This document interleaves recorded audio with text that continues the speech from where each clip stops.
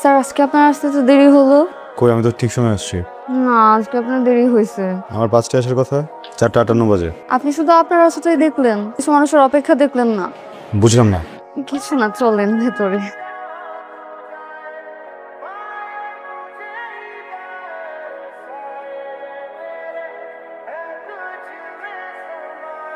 হিমি। জি sir. আমি কখন থেকে আপনার জন্য অপেক্ষা করছি, আপনি আসবেন আর আমি আপনাকে দেখবো। সরি। মানে পরে দেবো। বুঝাও। আমি জানি আপনি কি করবেন, কলটা নেই।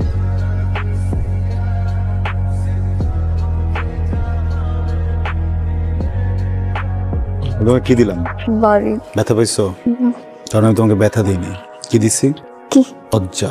যেন তুমি একটু লজ্জিত হয়ে মতো পড়ো। তুমি সমগ্র শিক্ষার্থীদের মুখে একটা চুনকালি, কলঙ্ক। একটু লজ্জিত হও। আমি 2টা প্রশ্নও পারতাম। বলো না কেন? বললে তো আপনি টাচ করতেন না।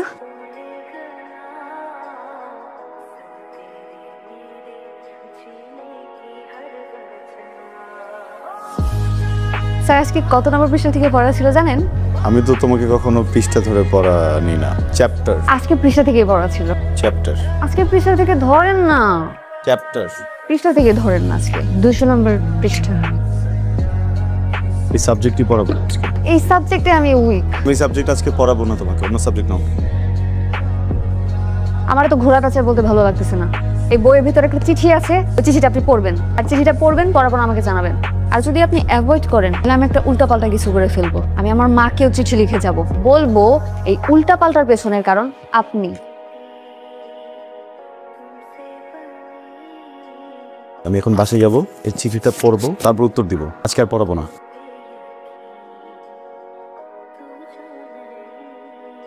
ডিয়ার স্যার, আমি জানি আমি ছোট, আপনি আমাকে ছোট বলে আমার অনুভূতিগুলোকে উড়িয়ে দিতে পারেন, এটা বড় বিষয় না। বড় বিষয় হলো আমি কি সারা জীবনে ছোট থেকে যাব? কখনো না কখনো তো বড় হব। আমার বিয়ে হবে, আমার বেবি হবে, একটা সময় আমি বুড়ি হব, মরে যাব। 4 লাইনের জীবন লিখতে লিখতে শেষ হয়ে গেল। এই 4 লাইনের জীবন একটা মানুষের স্বপ্ন কি পূরণ হতে পারে না? আমি আপনাকে ভালোবাসি sir, please accept my love. Please আপনি আমার আম্মুকে একটু বলেন।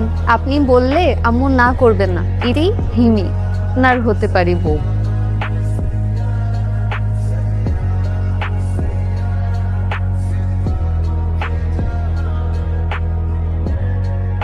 কালকে আমার আসতে হয়তো 0.5 ঘন্টা লেট হবে। বুঝি তাহলে তোমার এটা কি রেট ছিল? তোমার চিঠিটা আমি পড়লাম, বিষয়বস্তু ভালো, লেখা ম্যাচুরিটি আছে তোমার, সব ঠিকঠাক। আমি পুরোটা পড়ে আমার মনে যেসব উত্তর আসছে আমি সবকিছু এখানে লিখছি। দেখো মাসিক,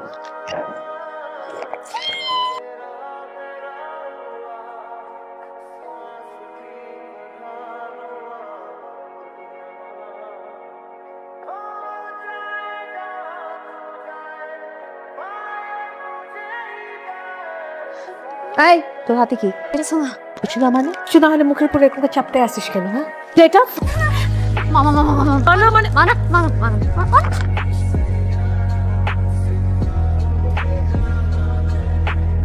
আমার একটা মাত্র মেয়ে, ওরে প্রাইভেট পড়ানোর জন্য বাসায় মাস্টার রাখলাম। এই সুযোগে মাস্টার আমার মেয়েরে প্রপোজ করছে। এটা তো ভাই ক্ষমা করা যাবে না ভাই। মন্ড চয়তরে রফিক সাহেব বসেন বসেন। আপনি এখানে বসছি সমাধানের জন্য, উত্তেজিত হওয়ার দরকার নাই। ভাই আপনারা সম্মানিত মানুষ, আমার তো মান সম্মান সব গেল, এর একটা সমাধান দিয়ে যান আপনারা। সমাধানের জন্য তো আমরা এখানে বসছি, কিন্তু চিঠিটায় যা ছেলেটা লিখছে, আপনার মেয়েও কিন্তু ওকে একটা চিঠি দিছে, সেই জন্য আপনার মেয়েও কিন্তু দোষী। এখন আপনি চিন্তা করে দেখেন কি করবেন।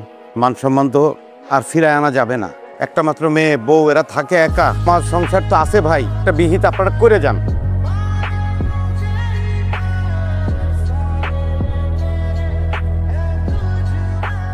রফিক সাহেব, আমি আপনাকে একটা কথা বলি, এটা আপনার ভালো হবে, আপনার সম্মানটুকু বাঁচবে। আপনি কাজ করেন, আপনার মেয়েকে ওর সাথে বিয়ে দিয়ে দেন। স্যার আপনি কি আমার উপর এখন রেগে আছেন? রেগে থাকাটা কি অস্বাভাবিক? কিন্তু আমি তো এখন আপনার ছাত্রী নাই, আমি তো আপনার বউ। তো অপ্রয়োজনীয় কথা কেন বলো তুমি? প্রয়োজনীয় কথা যদি না থাকে আমার সাথে কথা বলবা না। চুপচাপ এখানে শুয়ে ঘুমাও, আমি আছি ওদিকে। আপনি এখান থেকে চলেন না। আচ্ছা আমি বউ হিসেবে আপনাকে একটা রিকোয়েস্ট করি, আগে বলেন আপনি এটা রাখবেন। মাথায় কসম দিয়ে বলেন রিকোয়েস্টটা রাখবেন। আমি কসম কাটি না, ছাড়ো। না না, ওকে, কসম রাখবো তোমার রিকোয়েস্ট। বলো রিকোয়েস্ট কি? আপনি আর ছাত্রী পড়াতে পারবেন না। মানে কি? মানে আপনার ছাত্রী পড়ানো নিষেধ।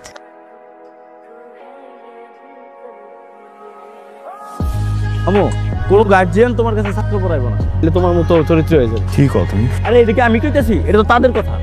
আচ্ছা তারপর তুমি টেনশন করে তুমি চলো, এটা আমি দেখতেছি। আচ্ছা মামা, মামি তোমার কি কয়? স্যার কর নাকি? তুমি চলো, আমি দেখতেছি বাকিটা। কি নাম জানি তোমার? আবির না?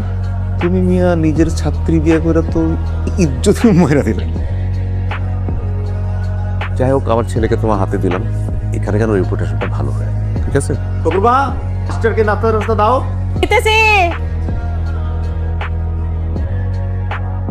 স্যার আসসালামু আলাইকুম। স্যার আপনি বসেন। স্যার স্যার শুনেন, এইটা হইতেছে কি আপনার ছাত্র, হ্যাঁ, ওরে পড়ানো লাগবে। অনেক দুষ্টু স্যার, লেখাপড়া কিছু করে না। স্যার আমার খালি একটা চাওয়া, শুধু একটাই চাওয়া, মানে যেমনে পারেন খালি একটা A+ আইনা দেন স্যার। আমার বোনের ছেলেটা কেমনে করে যেন A+ পাইছে, ওদের তো কিচ্ছু নাই। ওর ছেলেরে একটা টিচারও দিতে পারে না ঠিক মতো, কিন্তু ওর ছেলে ঠিকই A+ আনলো। স্যার শুনেন, আপনি কিন্তু ওরে সব সাবজেক্ট পড়াবেন, হ্যাঁ, সপ্তাহে 5 দিন। আপনারে 25,000 টাকা দিতে পারবো। স্যার কম হয়ে গেল 25,000 টাকা, 30,000 টাকা দেব। 30,000 টাকার বেশি আসলে দিতে পারবো না, কিন্তু স্যার একটা শর্ত আছে, আপনি শুধু আমার ছেলে পড়াবেন, আর কোনো ছাত্র পড়াইতে পারবেন না কিন্তু, বুঝছেন? হ্যাঁ, ওরে যেমনি করে পারেন A+ আইনা দিবেন। স্যার কথা বলেন। আসসালামু আলাইকুম স্যার। ওয়ালাইকুম আসসালাম। কি নাম তোমার? নাম তপু। তোমার কিউট। স্যার এখানেই তো সবাই ভুলটা করে, প্রথম আমাকে কিউট ভেবে আদর করে, তারপর তারা আমাকে মারার জন্য 100টা নিনজা টেকনিক বের করে। আমি যতটা কিউট ততটা না, ঠিক একদম আপনার মতো। আপনি যতটা বোকা দেখতে, আমি বিশ্বাস করি আপনি ততটা বোকা না। মার মার মার, টেক ডাউন কর ফাস্ট। ওই যে মার মার মার মার।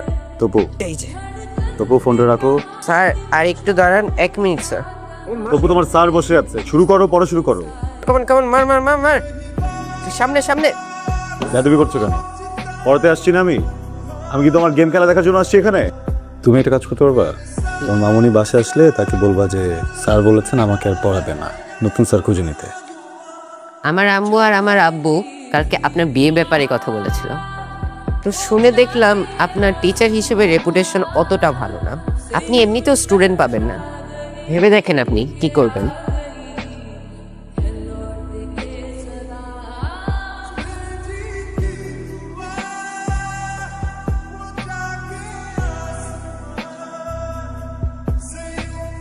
তপু, মিউজিক পছন্দ করো? আই লাভ মিউজিক, এজন্যই তো পড়াশোনা করি না। আমি যদি দেখি তুমি এখন থেকে একদম ঠিকভাবে আমার দেওয়া হোমওয়ার্কগুলো করছো, মন দিয়ে পড়ছো, তাহলে আমি তোমাকে কনসার্টে টিকিট দিব। তাহলে স্যার এখন থেকে আমি আপনাকে সবসময় ইনবক্সে জ্বালাবো, কখন টিকিটটা পাবো। আমি যখন ইনবক্সে চালাবো তখন ইনবক্সে তোমার হোমওয়ার্কের ছবিটা আমাকে পাঠাও, তাহলে আমি তোমাকে অ্যান্সার দেবো। জি স্যার।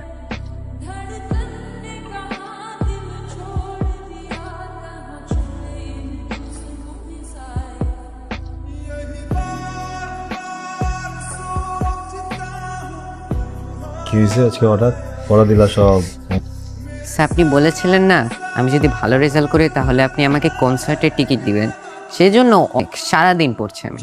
গিফট চেঞ্জ করে দিলাম, রেজাল্ট যদি ভালো হয় টিকিটের সাথে সাথে একটা গিটারও দেবো।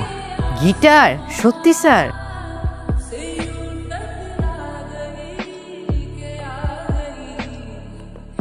আসসালামু আলাইকুম। ওয়ালাইকুম আসসালাম। তপুর রেজাল্ট দিল তো, তো ওর জন্য একটা গিফট আনলাম, বা ওয়াইফকেও নিয়ে আসি, আপনাদের সাথে দেখা করাই। তোর রেজাল্ট কি?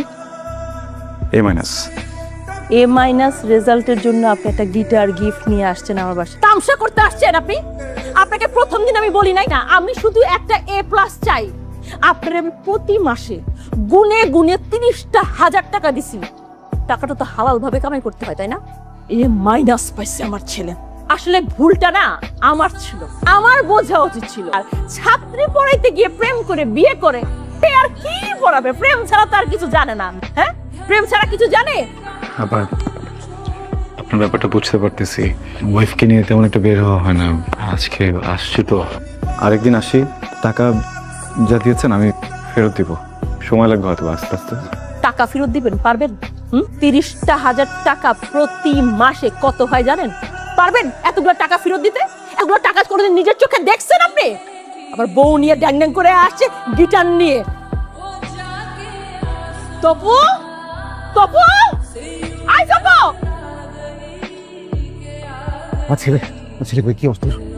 তবু কই, চলো। লাভ নেই। কেন? আপনার এই ছেলেটা ওয়েস্ট, গার্বেজ, অযোগ্য। পাগল নাকি? মাথা ঠিক আছে? ছেলের এই অবস্থা না হলে আমি কেটে 2 টুকরা করতাম। এই কথা আপনার মুখে ভাড়া কে? আপনাদের কথাটাই তো বলতেছি। আপনাদের মুখ থেকে বের হওয়া কথাটা যখন আপনাদের কানে যেয়ে পৌঁছায় কষ্ট লাগে কেন? এটা তো আমার কথা না। একটা বাচ্চা, ওর ব্রেন কিভাবে ওয়ার্ক করে, চাওয়া পাওয়া কি, ওর ইন্টারেস্ট কোন বিষয়ে, কিছু বিচার না করে ওর রেজাল্টে A+ কেন পেলো না, এই জন্য পুরো সোসাইটি মিলে একসাথে একটা বাচ্চাকে ধিক্কার জানায় দেন। আপনার বাচ্চাটাকে আমি অনেকদিন পড়িয়েছি। এখানে দাঁড়িয়ে চ্যালেঞ্জ করে বলতে পারি আপনাদের থেকে আপনাদের বাচ্চাকে আমি বেশি চিনি। আপনার বাচ্চাকে আমি যখন পড়াতে এসেছিলাম তখন 7 বিষয়ে ফেল করা একটা স্টুডেন্ট ছিল। বোর্ড এক্সামের পরে এই একই স্টুডেন্ট একটা বিষয়ও ফেল করেনি, উত্তীর্ণ হয়েছে নিজে নিজে পরীক্ষা দিয়ে। আপনারা হুমড়ি খেয়ে পড়লেন কেন A+ পেল না? কেউ কি একটাবার জিজ্ঞেস করেছেন 7 বিষয় ফেল করা স্টুডেন্টটা কিভাবে A- পেলো, কিভাবে পাস করলো, প্রত্যেকটা সাবজেক্টে কিভাবে পাস করলো, কেন পাস করলো? এমন সন্তানে তো মরেই যাওয়া উচিত। ওকে বাচ্চা রেখে কি করবেন? আমি ওকে কিছুই বলিনি। আমি ওকে শুধু একদিন বলেছিলাম যে আমি ওকে একটা কনসার্টের টিকিট দিব, আমি ওকে রেজাল্ট ভালো করলে একটা গিটার কিনে দিব, সামান্য কিছু টাকার বিষয়ে। এটা লোভে ছেলেটা এমন পড়ালেখা করলো, আমি তো ভাবিনি যে ও পাস করবে। সে A- পেয়েছে, আমার প্রাউড ফিল হচ্ছে মানুষের সন্তানের জন্য। সেই মানুষটার ভিতরে কোনো ফিলিংস নাই, কমপ্লেন করছে এই বাচ্চাটাকে নিয়ে। সে বাচ্চাটা কেন বাঁচবে? আমি না বুঝিনি, মানে আমি এইভাবে কখনো ভাবিনি। আমি তো আপনাদের মতো শিক্ষিত না। আমি ভেবেছি এটা বড় স্কুলে দিলে টাকা খরচ করলে ছেলে মানুষ হবে। সারা জীবন পরিশ্রম করছি, প্রতি আমার কোনো চাহিদা নেই। ওদিকে আছে যে দেখেন ডক্টর বলেছে he is out of danger, care করতে হবে। থ্যাংক ইউ, ধন্যবাদ, থ্যাংক ইউ।